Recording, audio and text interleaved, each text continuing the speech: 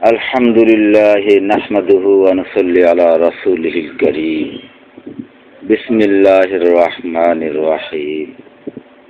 আজকের আলোচনার বিষয় অন্তরের রোগ ও স্বাস্থ্যের বিবরণ। প্রকাশ থাকে যে দেহের প্রতিটি অঙ্গ একটি বিশেষ কাজের জন্য সৃষ্টি করা হয়েছে। যদি সেই অঙ্গ দ্বারা সেই কাজ সাধিত না হয় কিংবা অস্থিরতা সহকারে সাধিত হয় তবে অঙ্গটিকে সুস্থ বলা হবে না। উদাহরণত ধরতে না পারা হাতের রোগ এবং দেখতে না পারা কিংবা দেখা কঠিন হওয়া চোখের রোগ। অনুরূপভাবে অন্তরের রোগ তাকে বলা হবে যার কারণে অন্তর তার বিশেষ কাজ সম্পন্ন করতে সক্ষম না হয়। অন্তরের বিশেষ কাজ হচ্ছে জ্ঞান, প্রজ্ঞা, মারেফত, মহাব্বত, ইবাদত এবং আল্লাহর জিকির দ্বারা আনন্দ পাওয়া। এছাড়া প্রত্যেক বস্তুর খায়েশের উপর এই আনন্দকে অগ্রাধিকার দেয়া এবং এরই জন্য সকল অঙ্গ প্রত্যঙ্গের কাছে সাহায্য চাওয়া। আল্লাহ তাআলা বলেন, যার অর্থ আমি মানব ও জিনকে কেবল আমার ইবাদতের জন্য সৃষ্টি করেছি। এ থেকে জানা গেল মানব অন্তরের বিশেষ কাজ হচ্ছে ইবাদত ও আল্লাহর মারেফত। আসলে এটাই হওয়া উচিত, যাতে মানুষ চতুষ্পদ জন্তু থেকে আলাদা হয়ে যায়। কেননা পানাহার, সহবাস ও দেখার ক্ষেত্রে মানুষ জন্তু থেকে পৃথক নয়, বরং এসব বস্তুকে মূল স্বরূপ অনুযায়ী জানার ক্ষেত্রে পৃথক। সকল বস্তুর স্রষ্টা আল্লাহ তাআলা। তাই কেউ যদি সকল বস্তু চেনে এবং স্রষ্টাকে না চেনে তবে সে কিছুই চিনল না। আল্লাহকে চেনার আলামত হচ্ছে তার মহব্বত। যে আল্লাহকে চিনে নেয় সে তার মহব্বতে বিভোর হয়ে যায়।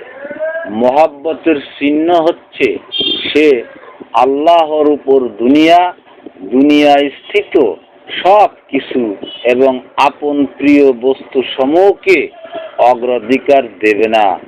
আল্লাহ তাআলা বলেন, যার অর্থ, হে নবী, আপনি বলে দিন, যদি তোমাদের পিতা, পুত্র, ভ্রাতা, পত্নী, সমাজ, অর্থ সম্পদ যা উপার্জন করো, ব্যবসা বাণিজ্য, যার মন্দার ভয় করো এবং বাসভবন যা তোমরা পছন্দ করো, তোমাদের কাছে অধিক প্রিয় হয় আল্লাহ ও তার রাসূল এবং তার পথে জিহাদ করা অপেক্ষা, তবে আল্লাহর আদেশ আসা পর্যন্ত অপেক্ষা করো।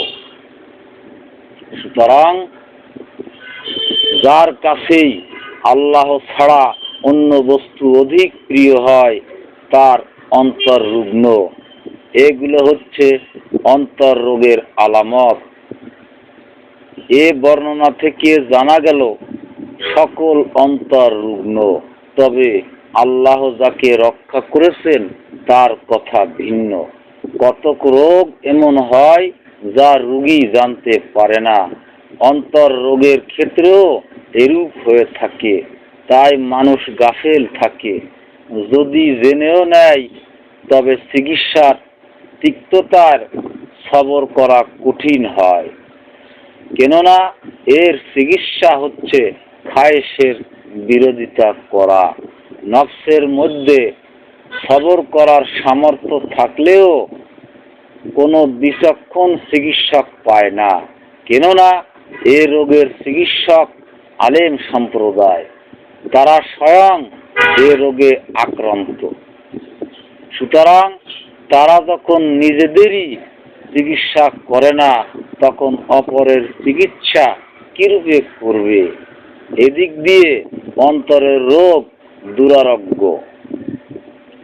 এখন চিকিৎসার পর আরোগ্য লাভের আলামত শোনা উচিত।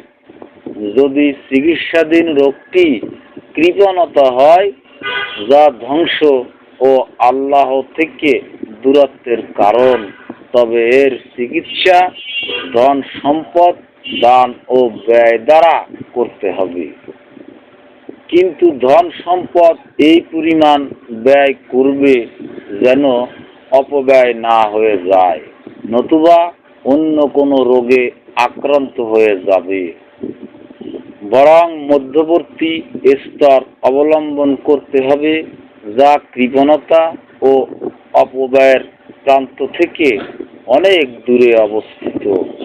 উদাহরণত, যদি ধন সম্পদ হকদারদেরকে দেওয়ার তুলনায় আটকে রাখা এবং সঞ্চয় করা সহজ ও মিষ্ট মনে হয়, তবে জানতে হবে যে কৃপণতার প্রাধান্য রয়েছে। তখন দান খয়রাত অধিক করা দরকার। পক্ষান্তরে যদি হকদার নয় এমন লোকদেরকে দেয়া আটকে রাখার তুলনায় সহজ ও মিষ্ট মনে হয়, তবে অপব্যয় প্রবল বলে মনে করে নেবে। মতো অবস্থায় ধন সম্পদ আটকে রাখার প্রতি মনোনিবেশ করবে। এভাবে নফসের ক্রিয়াকর্ম দেখে বুঝে নিতে হবে যে পর্যন্ত অর্থের প্রতি ভ্রূক্ষেপ থেকে অন্তর বিচ্ছিন্ন না হয়ে যায় এবং ব্যয় করা ও আটকে রাখা এত দুভয়ের কোনটি না করে, বরং ধন সম্পদের অবস্থা পানির মতো হয়ে যায়, যে আটকে রাখলেও কোনো অভাবগ্রস্তের জন্যে এবং ব্যয় করলেও অভাবগ্রস্তের জন্যেই ব্যয় করা হয়। যে অন্তর এরূপ হয়ে যাবে, সে নিশ্চিন্তে তার পরওয়ারদিগারের সামনে যাবে। আল্লাহ তার প্রতি সন্তুষ্ট এবং সেও আল্লাহর প্রতি সন্তুষ্ট থাকবে। সে নৈকট্যশীল বান্দা, অর্থাৎ পয়গম্বর, সিদ্দিক, শহীদ ও সৎকর্মপরায়ণদের দলে শামিল হবে। ওয়া তৌফীকি ইল্লা বিল্লাহি আলাইহি তাওয়াক্কালতু ওয়া ইলাইহি উনীব।